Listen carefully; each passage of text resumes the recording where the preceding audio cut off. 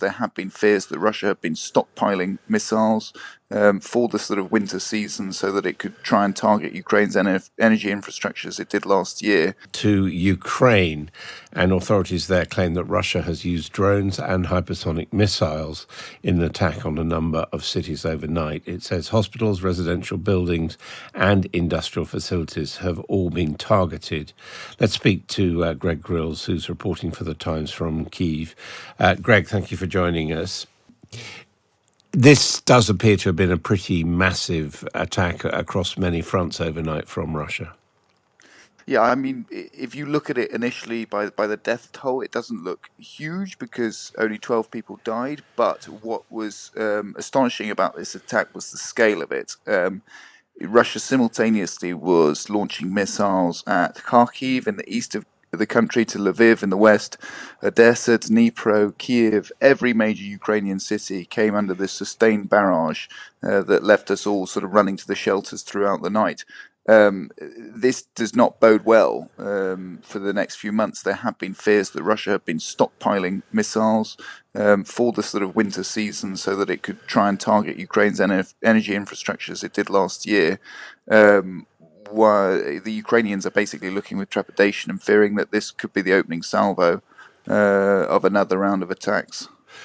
Is this being seen as a response to the successful Ukrainian missile attack on the ship in the Crimea?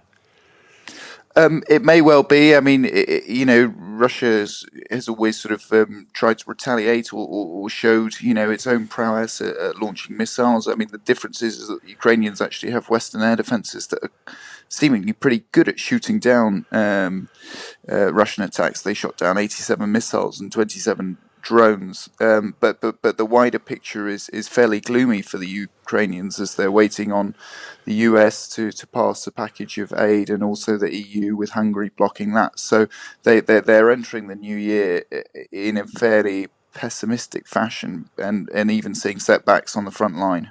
And of course, they don't yet have operational F-16s today.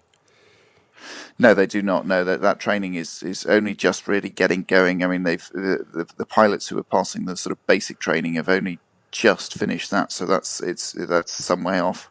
We know that civilian targets are being hit. What are the Russians trying to do? You're saying they're really going for the infrastructure related to power.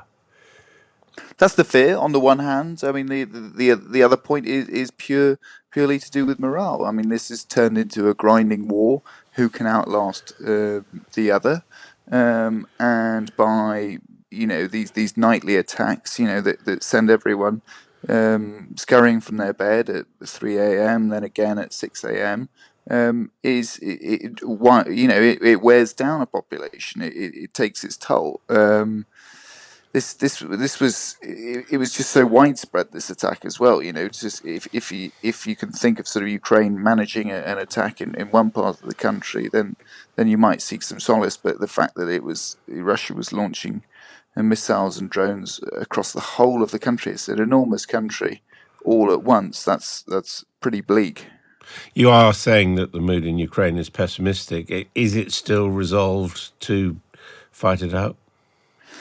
Well, absolutely, the resolve is there, but without the Western supplied weapons, then it becomes a matter of time. If you think about what happened last night, the reason that only 12 people died was because Ukraine has been given Western air defenses, but that relies on a continued supply of air defense missiles to fit the systems to shoot down the Russian missiles.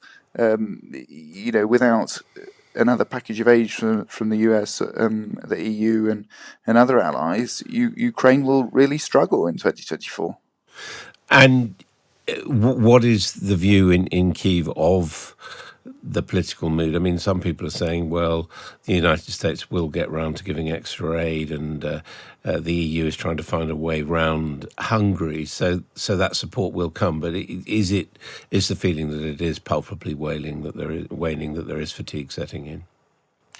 I mean, perhaps there will be a deal, on the Hill. Perhaps they will strike an agreement, but certainly the resolve that was there, or seemed to be there at the beginning, has moved away. I mean, it's worth bearing in mind also the UK's position. Earlier in the conflict, the UK was leading the charge. It was the first to give tanks, the first to give long-range missiles, and this basically encouraged other Western allies to release their own stockpiles.